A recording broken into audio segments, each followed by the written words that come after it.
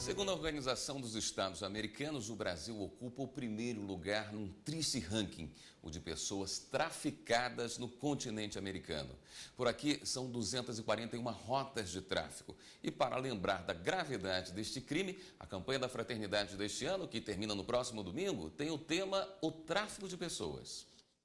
A ONU estima que o tráfico internacional de pessoas afeta quase 2,5 milhões de vítimas e movimenta mais de 30 bilhões de dólares anualmente. O Brasil tem cerca de 241 rotas de tráfico e ocupa o primeiro lugar com maior número de casos nas Américas, segundo a OEA. A maior incidência é entre crianças e mulheres de 29 anos, de baixa escolaridade, negras e solteiras. Muitas delas deixam o país iludidas com melhores condições de vida. Elas embarcam principalmente para o Suriname, Suíça, Espanha e Holanda. Nesses países perdem a documentação e são exploradas sexualmente. E a volta para casa não é nada fácil. São pessoas de uma beleza, né, de um modelo de beleza estético direcionada.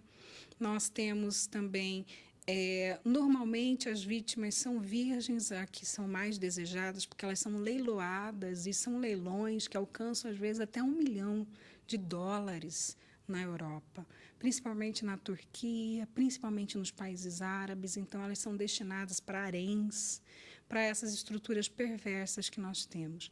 Então, nós vamos observar que há uma disponibilidade de situações mais específicas com relação às vítimas de 11, 12 anos, que são mais fáceis, mais vulneráveis para essas situações criminosas. Entre 2005 e 2011, a Polícia Federal registrou mais de 150 inquéritos por tráfico internacional de pessoas para fins de exploração sexual.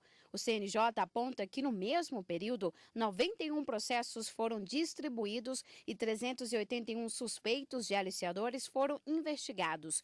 Destes, 158 foram presos. É uma estrutura de desvalor muito grave na sociedade. Eu tive a infelicidade de observar, de ver de muito perto uma ocorrência em que mães, pais levavam as filhas para turismo sexual, para exploração sexual. Eram crianças, não eram nem adolescentes. Eu estou falando de vítimas de 8, 9 anos de idade.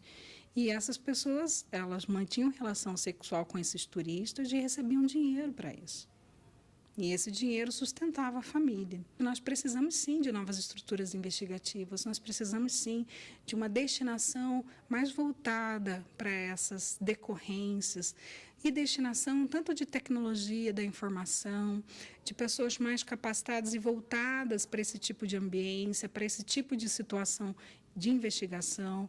Então, há as duas necessidades. O tráfico interno já fez mais de 1.700 vítimas. Os estados com maior incidência são Goiás, Ceará, Rio de Janeiro e São Paulo. Entre 2005 e 2010, 117 pessoas foram presas. Em muitos casos, a própria família está envolvida na negociação, como mostra o filme Anjos do Sol, baseado em fatos reais. Negócio feitiço. Vai arrumar tuas trouxas. Pura como o alvorecer.